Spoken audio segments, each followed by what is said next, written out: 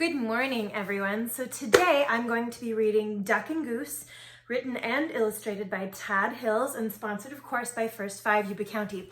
So before I get started, though, as you know, I like to do puppets, and sometimes they help me read. And one of the families who watches these videos actually challenged me to read the story like a puppet, but without the puppet. Just as myself doing a puppety voice. So I guess we'll see if that makes it more interesting to watch. But don't worry, I'm sure the puppets will be back at some point. Oh my, what is that? Duck quacked. Well, that's a silly question, Goose honked. It's a big egg, of course. Well, of course it's an egg. I know that, huffed Duck. What I mean is, where did it come from? Goose looked skyward. He looked to the river. He looked to the fields. He thought very hard. Thinking is hard for me sometimes, too. Who are you? He asked finally. They didn't even know each other. I, said Duck, puffing out his feathered chest, am the one whose egg this is. I saw it first. Goose quickly raised one webbed foot. It's mine. I touched it first. Hey, you should never put your dirty foot on an egg, Duck scolded. Don't you know anything about caring for eggs? Yes, I do, Goose cried out. Stop yelling, Duck yelled. Then whispered forcefully, don't you know that you and your screaming are very likely disturbing the baby bird who's trying to take a snooze inside the egg? Goose wished that Duck wasn't right. He lowered his head and whispered softly, I'm very sorry. Go back to sleep in there. You should never wake a sleeping baby. My, that's quite a beauty you have, called a bluebird from across the river. Thank you, it's mine, quacked Duck. Actually, it's mine, honked Goose. Thank you. Well, they do have good manners, even if they fight a lot, huh? So, asked Duck, what do we do now? We should do something, suggested Goose. What's he thinking? What's Duck thinking? Looks like he's thinking about keeping Goose out. Yes, you are right. Good thinking, agreed Duck. Like what? Duck and Goose each had a thought. So we've seen Duck's thought, and now we're going to look at Goose's thought. And it looks like the signs say stuff like, no quacking in this area.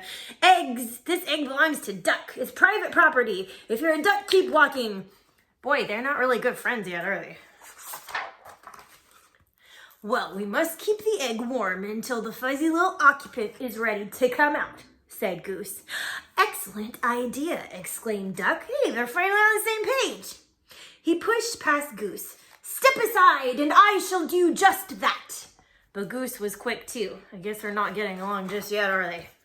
After a flurry of fussing, grunting and groaning, slipping and sliding, doesn't look like it's going very well for him, is it?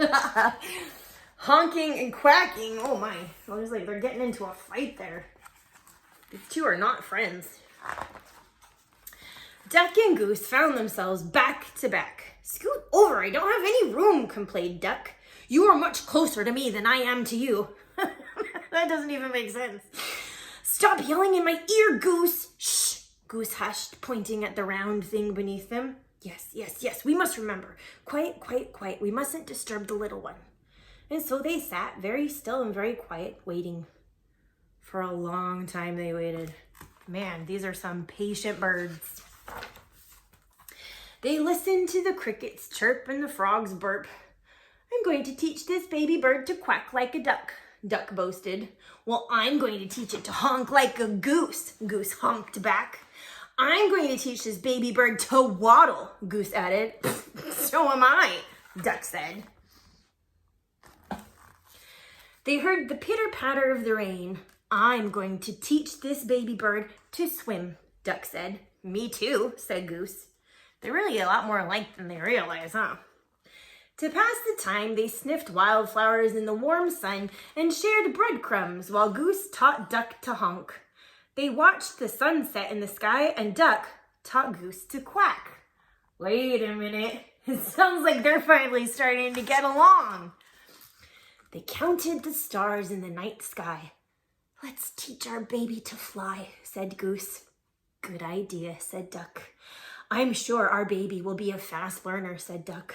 If it takes after you and me, I'm sure you're right, agreed Goose.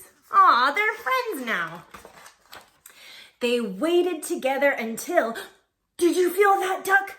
Duck nodded. Yes, did you feel that, Goose? Goose nodded. It's time, Goose, it's time, Duck squawked. Quickly, Duck slid down and started running in circles around their egg. What should we do now? He hollered. I think we should remain calm, Goose yelled back. Excuse me, a little voice cried out. Is it the baby? Duck stopped. In all the exciting confusion, he'd failed to notice the blue bird kicking their egg. Can I play too?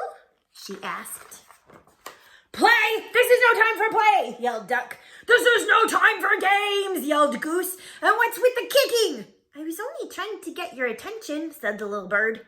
Well, you got it, Duck huffed. False alarm, Goose. Back to work. Can't you see that we are very busy here? Goose explained to the blue bird. This is serious business. This is perhaps the most important moment of our lives. Oh my, I am sorry, apologized the bluebird. I had no idea. I just thought that maybe I could play with your ball. It really is a nice one, she added, and then she flew away. Goose gulped. Did she say ball? Whispered Duck. He whispered to Duck. I don't read very well, I guess. You know, I did have my doubts, Duck finally said. It is a bit squishier than most eggs I've seen. Yes, and I must say, I was somewhat suspicious of the big dots, Goose admitted.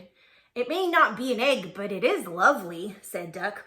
Oh, absolutely, Duck, agreed Goose. It's a keeper. As the crickets chirped, the frogs burped, and the grass swayed in a gentle breeze, Goose quacked and Duck honked. What? Goose quacked and Duck honked. Aw, they taught each other. And the ball bounced, rolled, and sometimes even flew. Oh, they did teach their baby to fly. The end. So apparently, that's what it sounds like when I do a puppet story without the puppet. I hope it was entertaining for you. All right, I will see you guys next time.